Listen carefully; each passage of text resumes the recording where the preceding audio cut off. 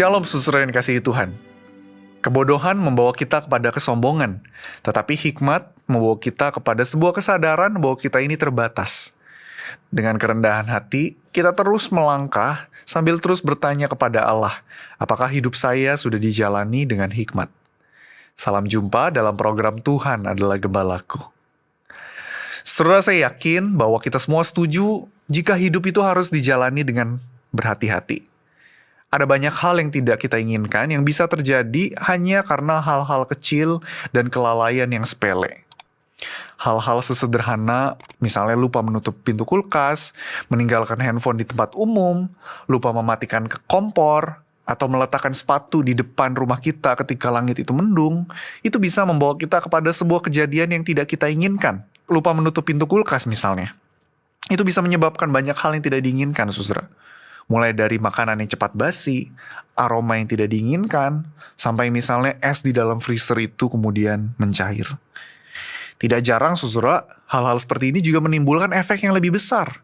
Misalnya di rumah itu suasananya jadi panas, karena ada yang sebel, begitu ya, ketika kita lupa menutup pintu kulkas. Padahal semua itu hanya terjadi karena kita itu lupa, atau mungkin kita berpikir, nanti masih ada waktu. Pada akhirnya itu menimbulkan masalah yang kemudian bisa jauh lebih besar daripada yang kita bayangkan. Dengan begitu banyaknya contoh di dalam hidup kita akhirnya sadar bahwa hidup itu harus dijalani dengan hati-hati. Bukan berarti bahwa kita harus hidup di dalam ketakutan. Hidup berhati-hati artinya hidup di dalam kesadaran. Ketika kita memilih untuk tidak peduli, ada dampak besar yang kadang-kadang kita tidak siap untuk antisipasi atau kita hadapi. Memang, saudara, bukan berarti hidup itu bisa dijalani dengan sempurna atau bebas dengan kesulitan ketika kita berhati-hati. Tetapi dengan kehati-hatian, setidaknya kita bisa berupaya untuk meminimalisir resiko, saudara. Kehati-hatian itu memberikan kita ruang untuk berpikir sebelum kita bertindak. Sehingga setiap keputusan yang kita ambil, setiap hal yang kita lakukan, itu betul-betul tidak didorong oleh kelalaian atau impuls sesaat. Nah, saudara, menariknya, Kohelet atau penulis kitab Pengkhotbah menunjukkan bahwa salah satu cara untuk hidup berhikmat adalah dengan hidup berhati-hati. Mari kita membuka Alkitab kita dari Pengkhotbah pasal yang ke-10 ayat 1 sampai yang ke-10. Lalat mati menyebabkan minyak wangi peramunya berbau busuk.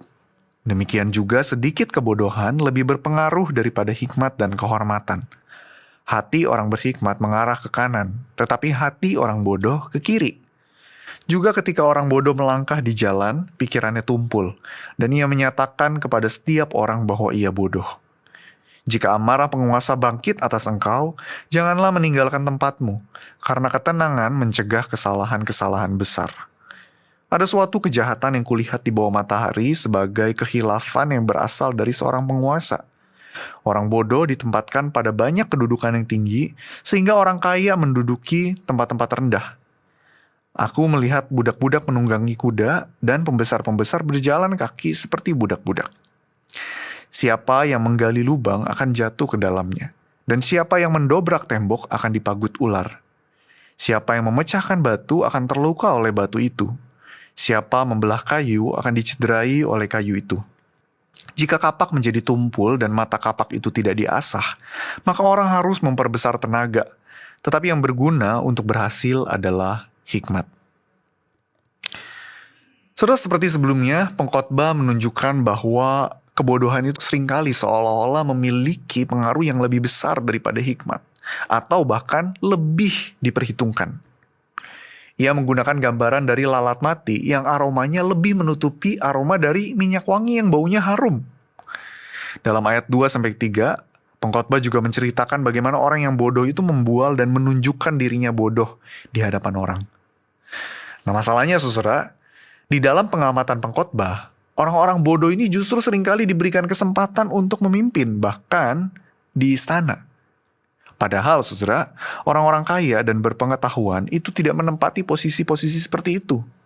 Begitupun dengan para pembesar dan juga para budak.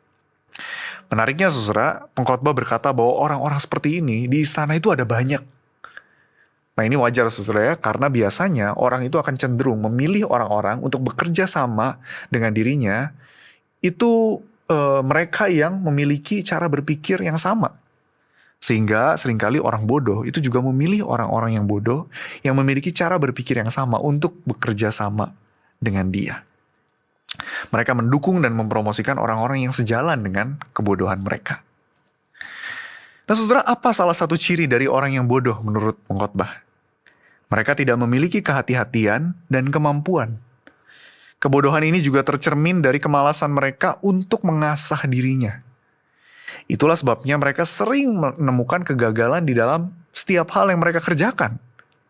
Di dalam ayat 8-9, pengkhotbah berkata, siapa yang menggali lubang akan jatuh ke dalamnya, dan siapa yang mendobrak tembok akan dipagut ular. Siapa yang memecahkan batu akan terluka oleh batu itu. Siapa membelah kayu akan dicederai oleh kayu itu. Problemnya jelas, saudara. Karena orang-orang yang bodoh ini biasanya merasa bahwa mereka itu sudah cukup baik. Mereka lebih oke daripada orang lain. Bahkan seperti di dalam ayat ketiga, mereka bisa melabeli orang lain sebagai orang bodoh. Dan mereka merasa mereka tidak perlu belajar lagi. Saudara, hikmat itu memang membawa rasa cukup. Tetapi bukan rasa cukup untuk tidak belajar, tidak berhati-hati, atau tidak mengenal Tuhan. Rasa cukup yang diberikan oleh hikmat itu menyadarkan kita bahwa ya hidup kita aman di dalam Tuhan yang memegang kendali atas segala ciptaannya. Meskipun hikmat itu tidak bisa menghalau situasi-situasi yang tidak diinginkan, hikmat memberikan kita kesadaran untuk hidup bijak dan menolong kita untuk tenang, karena Allah itu memegang kendali di dalam kehidupan kita. Saudara, kebodohan itu membawa seseorang kepada kesombongan. Kepada ilusi bahwa kita tahu segalanya, bahwa kita itu lebih baik daripada orang lain, bahwa hidup ini bisa dijalani sesuka saya. Sebaliknya, hikmat itu mendorong kita untuk hidup di dalam kerendahan hati.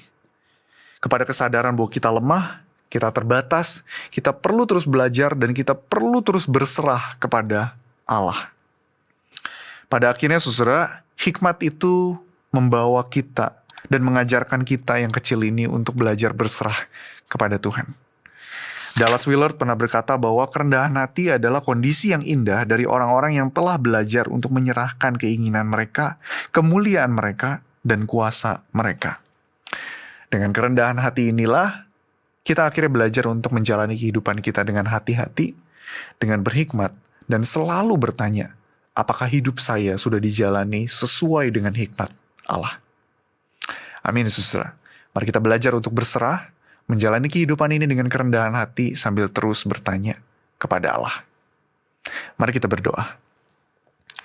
Bapa di surga, ampuni kami jika seringkali kami hidup di dalam kesombongan, seolah-olah kami merasa bahwa kami mengerti segalanya, bahwa kami lebih baik daripada orang lain, dan kami seolah-olah tidak membutuhkan Tuhan. Padahal sebetulnya kami ini orang yang terbatas. Biarlah hikmat kembali mewarnai kehidupan kami dan menyadari bahwa kami ini terbatas. Kami membutuhkan anugerah Tuhan dan kami hanya dapat berserah kepada-Mu saja. Pimpin hidup kami dan tolong kami untuk selalu menjalani kehidupan kami hari demi hari semakin serupa dengan Kristus saja. Terima kasih ya Tuhan, kami menyerahkan hari ini sepenuhnya ke dalam tangan-Mu. Hanya di dalam nama Tuhan Yesus kami berdoa dan mengucap syukur. Amin.